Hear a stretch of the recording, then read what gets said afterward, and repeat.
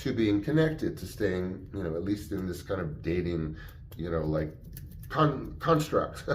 But it's starting to get harder for me.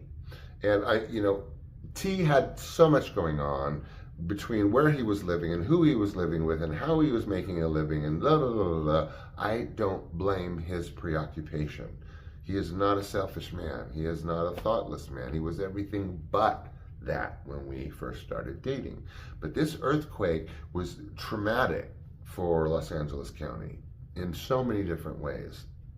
Even psychologically, even if you weren't like traumatized by it, it's still a little there. So I'm not hearing back from them, and I don't want to put that out there, T, because I know what was going down. And I didn't hear back, or there was, crossed wires. Somebody didn't get back to me. I start leaning into sabotage, and then now I have not heard back from the person enough for Sean's brain. Not enough for like reasonable reality that it's over. That I've been cut off, this is over. I have tried twice, probably. You can give a guy a break 3 times, I don't know. It wasn't once. And there was no responsiveness on that end. So I took a book that he had given me and this little trinket thing that he had given me, and I put them together and put them on his front door. And we didn't talk at all. And so then I see him briefly as I'm going down Santa Monica Boulevard with some younger guy that has this massive crush on me that I'm going to sabotage within 90 minutes. And he's there with somebody, which I think was the roommate friend, and me and this whatever kid. And not kid. I was still in my mid-20s.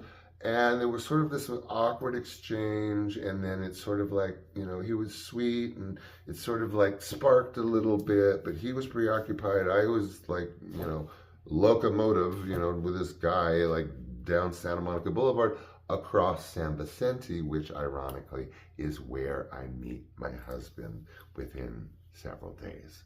So there was that sort of awkward post-encounter where I probably wouldn't take his calls. I don't know. I'm sure it was my fault in some way, shape, or form. It always is. Just kidding. So that was that. So it was just in this kind of invisible limbo, like, do we resume? I guess we're not. What happened? We were liking each other so much. This thing happened. What the fuck, right?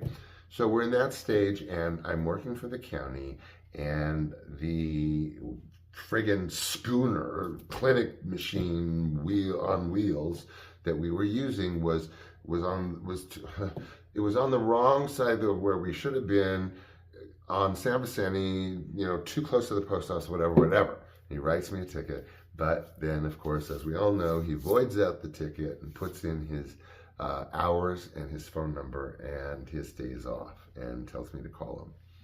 So I took that ticket and ran with it. My coworker tried to snatch it out of my hand, said, I want that. I'm like, fuck no, are you kidding? So it took me a while to call though, and I finally did. And I'm like, oh, I didn't hear from you. He's like, yeah, well, the phone works both ways, kid.